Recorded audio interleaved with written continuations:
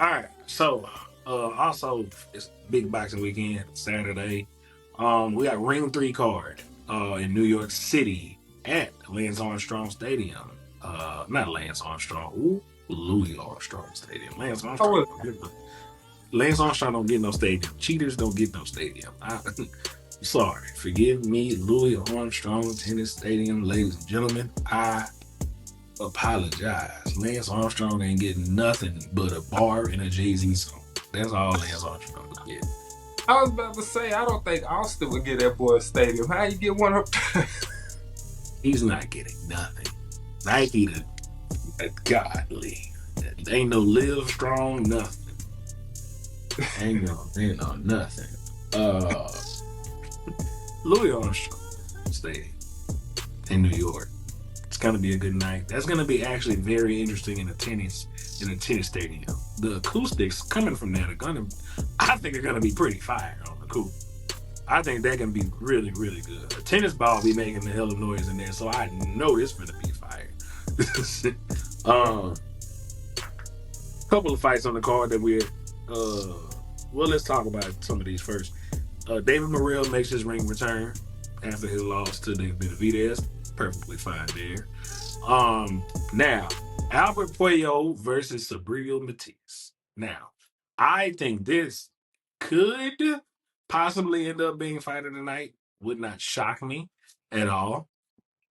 Considering how Matias does like to come forward, but Matias is flat-footed, and Puello does know how to move around the ring very well, as we saw him handle himself against Gary Russell in one of those fights, not the last fight, the fight before that. We saw him handle himself against Gary Russell very, very well around the ring. And with Matias just being there to try to walk to you and overwhelm you, I don't think Matias wins this fight, to me. Man, I think it's a. I agree with you. I think the styles make for an interesting fight. So yeah, I ain't got no issues with that possibly being the fight of the night. Probably will No, be. in all everything, I honestly think this could end up being uh that could end up being fight of the night in my eyes. Now, the second part, which is going to be the pick fight of the night, I think. Shakur Stevenson versus William Zepeda. Now, now we have a clash of styles where this could absolutely go very, very well for us, the fan, as we watch this fight. Zepeda gonna throw 1,000 punches. I don't think we're questioning any of it. Shakur, the counter puncher. What are you seeing from this point? Let me go ahead and say this, and I say this with all confidence. I've seen some people say that Zepeda is gonna walk Shakur down. I don't think with my own four eyes He that said, fuck. I'm ever gonna see Shakur get walked down.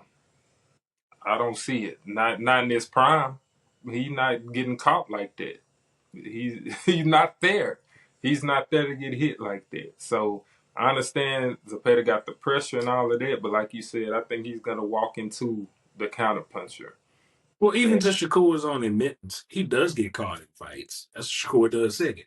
He says, I get caught.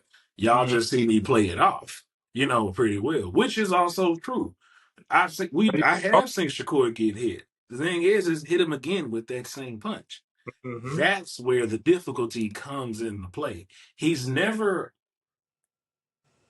he's not really truly out of place. The person may just be stuck in the mud and not expect it. Like, thing is, what kind of fighter you're fighting when you fight Shakur. So you gotta know as the fighter, if he jumps out, I gotta jump with him and lead him there. You should. That's what you're supposed to do. If you give Shakur the ability to create space in the fight, you're picked apart from the rest of the fight. He is a very good master at distance and range and his own distance and range. And if he figures yours and your timing, you might be in for a bad night. Now, Zepeda does have a good advantage with the weird punches that he does throw. He is going to throw at the angles. He just fought him for him twice. So he has some kind of idea of what it's like to fight slick fighters, guys who like to move around the ring and different things of that nature. To Mhm. me, what do you think? What are some keys to victory for Zepeda, even though we think Shakur is going to win this fight? Uh, Well, one thing that can happen, like anybody can get caught. So when I say Absolutely. I don't see Shakur getting walked down, I mean literally caught in a corner just getting punched on. That's not really the way. I don't I don't see it going that way. But for Zepeda, like I said, anybody can get caught, and he throws awkward angle punches. So, like Shakur has admitted, he gets caught.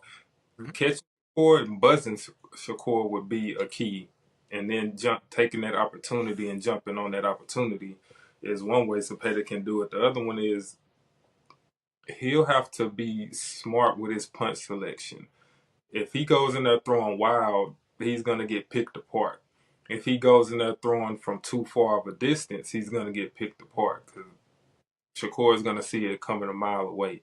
He'll have to use his feet, which he'll have to use his feet, and he'll have to cut off the ring and try. He'll have to try to corner him, and once he does corner him, don't rush the output because he's going up. How do you attempt to corner somebody as a Shakur who does a very good job of moving lateral? Shakur's lateral movement can Zepeda, from what we've seen of Zepeda to this point, do we think Zepeda can match him lateral for lateral? Like, hey, I got to step. People, I hate, oh God, they try to pivot on the front foot and they're still in the same spot. And I realize that is one thing that just upsets me. But can can Zepeda lateral with Shakur lateral? Do you think he has that ability to trap him in the corners in that place where to try to make Shakur uncomfortable? Because Shakur does fight shoulder rollers with his hands down when he get him closer. Is that a possibility of happening in the fight? No, um, but I see. So this is where game planning comes into play, right? Oh my God. So Ah, do I think he can? No, but I also think that has to be a part of plan A. And if it doesn't work, you don't burn out your legs trying to do it and you move to plan B. So I think he has to try it, but I don't think he'll be that successful unless it's he bases it off of catching him with a punch and then taking advantage of that after he catches him with the punch. He's gonna have to, I think, have to catch him from the outside and then move inside. If he tries to come inside and without punching from the outside, uh, nah. here's a wild tactic I think Zepeda could use to win this fight. And it's gonna seem wild, but just walk with me here. Zepeda is gonna have to utilize a lot of old tactics in this fight for a fight like this with Shakur. He's gonna have to get close to Shakur by all means necessary. He's gonna have to punch Shakur's elbows. He's gonna have to punch Shakur's hips as well to try to what kind of life you got going on over there? Oh my God, the shadows is moving, brother. I'm terrified. Why my lights flickered? Oh Lord, you reconnected. God damn it, Bobby! What the fuck is Oh happening? Lord. Oh Lord. Oh Lord. Oh Lord. Have mercy. I'm terrified now. He got the shadows moving. It ain't even raining here. I don't know what the hell happened. Oh, shout out to Houston. Shout out to Houston. But yeah, he's gonna okay, so Zepeda's gonna have to utilize some old tactics. He's gonna have to get close to Shakur, he's gonna have to punch his elbows, he's gonna have to punch his hip. Now, the second part is his defensive tactics towards Shakur. He's gonna have to fight Shakur defensively with his own arms. And I say that because Shakur has the hand issues as is. Make him punch the hard surfaces here, there. That is a old tactic from Sandy Sadler, from Archie Moore, all those guys. Guys would get tired of Archie's defense was here. Yeah, sure, don't get me wrong. Famously, even though Archie did it first, George did utilize it as well because he learned it from Archie. Archie showed him how to use it. The guys get tired of punching this. They're not expecting to punch this. this is better than this all day long. If I can get you tired of your hand uncomfortable from punching this, hey, I got a better chance. I got a better chance at that point. You might pull back a few punches. In the Shakur's case, those punches can be pulled. That seems like a crazy tactic. Don't get me wrong, but that would be if some of those old guys on positive would do those things simply because it's like, oh, I'm gonna use what I know against you. Simple as that. So Right. Zepeda does have a way to victory. Don't get me wrong. I'm not just saying Shakur is gonna watch. There is a way for Zepeda to win this fight. And there's a couple other ways as well. Shakur is susceptible. He pulls his head back, straight back a lot of times. So there are ways to get it. So hey, by all means, so many different ways. Hey, Uh, anything could happen, like we say. Anything can happen in the theater of the unexpected. That's all boxing is. Completely theater of the unexpected. The main event. Hamza Sheeraz and Edgar Berlanga. I do not know how this fight is going to go, simply because the last time it might. I don't think it's going to be a stinker. And here and hope it. I don't know how it's going to go, but I don't think it'll be a stinker. I don't think it'll be a stinker for the same thing. Remember when me and you talked about Jared Hurd and Jason Rosario fight? Two washed guys made a very entertaining fight with each other. Right or wrong? Yeah. Both of these guys are not that good. It just is what it is. But because I think they both are equally yoked in this same thing, a very good fight could happen, which that does happen. Hear me out. I think it could be a very good fight.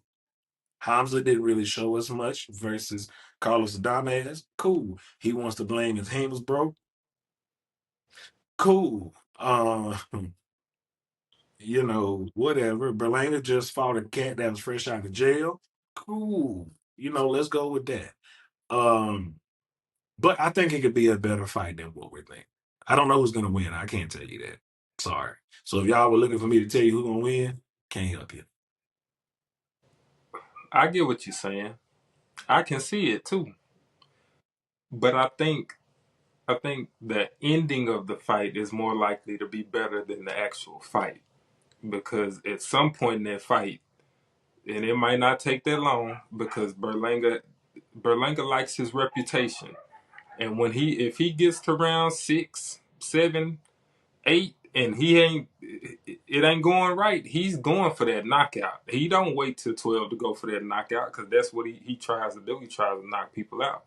And with him going for that knockout, gonna leave him open. Of course, well, he's open before that anyway. But anyway, so yeah, I think that the end of the fight can be better than the actual fight because of that. Because I think he'll press, and that might not go so well, or it might go well for him and get the knockout. So Hamza can box though. I'm not gonna take that from him. Hamza can box. That's why I think it could be something better than what we all think, in all honesty. But mhm. just because of those two specifically, because of Right, their boxing styles. right, So, he Hamza did a good job against boxing with the shorter fighter. Emma Williams is shorter than Hamza, but he did a good job boxing in that. And Carlos Adames was shorter too. Adames just outworked him. That's just simply what that was. Adames was outworked him in a fight that we thought Adames should have won and not been a draw. hmm Berlanga does not have the ability to outwork anybody in that pace. From what we've seen in his career, there is a pattern here. He does not have that ability to outpace somebody in a fight to where that would be the worry going into a fight with him. right. So I It think it it'll depend on what I think. It'll more likely depend on what Berlanga shows up. And I say that because when Berlanga fought Canelo, Berlanga jab was like 1,000 times better than I had ever seen it before. So if he showed, absolutely. You called that even out prior to the fight. You said, "Hey, bro, you're gonna have to jab in this fight," and you called it to the T. You Mhm. did. So if that Berlanga shows up, then I can see it being a better fight than I think. So We'll see. Okay, I'm cool with that. I'm cool with that. So yeah, I think it's gonna be better, even though we don't care because neither one of them are that good. But I think it's gonna be to me. Let me state that to me. I think it's gonna be a better fight than what we expect. They're not A+ fighters, that's for sure. They're on the B cusp. That's what they are. They are Bs. So yeah, we'll see. Well, Hamza is looking to be a B+. Yeah, he's a B. Both of those guys at the B level. So yeah, I think it's still going to be a good fight regardless of who wins, because I don't really care who does win. Doesn't mean anything. Nobody has a belt. So yeah, grand scheme, nah. Sorry, not sorry at all.